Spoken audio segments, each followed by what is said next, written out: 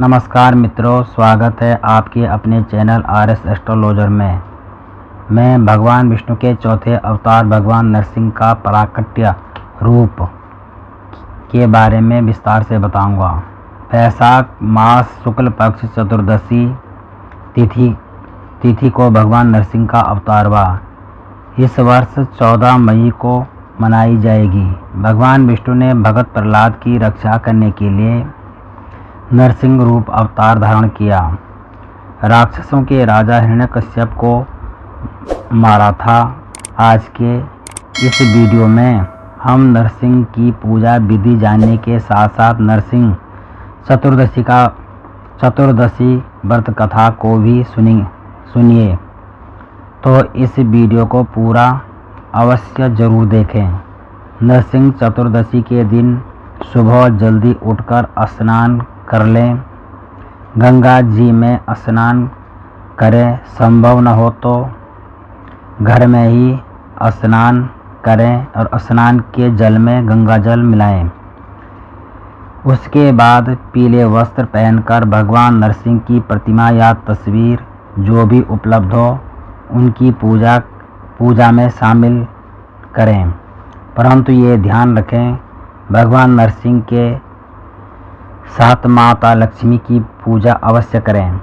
भगवान नरसिंह की पूजा में पीले फूल, पीली मिठाई, सफ़ेद मिठाइयाँ भोग में अर्पित करें। पूजा में पीले फूल और इत्र जरूर इस्तेमाल करें और भगवान नरसिंह को चंदन का तिलक लगाएं तथा माता लक्ष्मी को लाल चंदन का तिलक लगाएं। मानता है भगवान नरसिंह को चंदन का तिलक लगाने से उनका क्रोध शांत होता है और उनको शीतलता प्रदान होती है।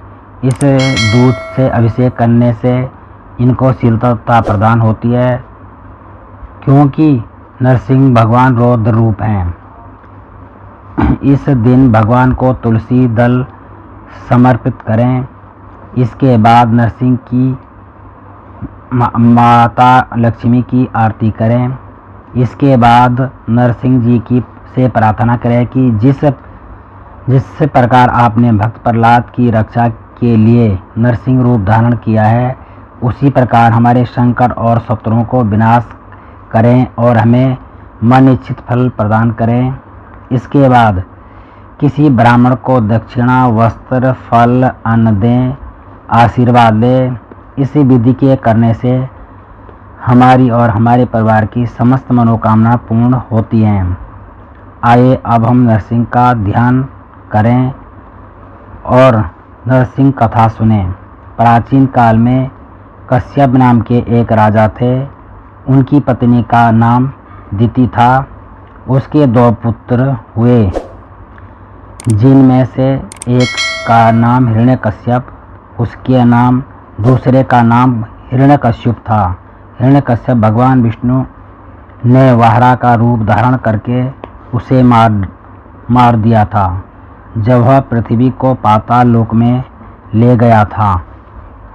इस कारण हिरण्यकश्यप बहुत कुपित हुआ। अपने भाई की मृत्यु का प्रतिशोध के लिए कठिन तपस्या करके ब्रह्मा और शिव जी को प्रसन्न किया। ब्रह्मा जी ने उसे अजर अमर का वरदान दिया।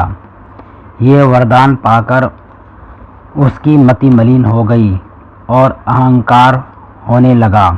प्रजा पर अत्याचार करने लगा और उसकी पत्नी कयादु ने एक पुत्र को जन्म दिया, जिसका नाम प्रहलाद रखा गया। धीरे धीरे प्रहलाद बड़ा होने लगा। हालांकि उसने एक राक्षस के घर में जन्म लिया था, किंतु राक्षस जैसा दुर्गुण उसके अंदर नहीं थे। वह भगवान का भक्त था तथा अपने पिता के अत्याचारों का विरोध करता था।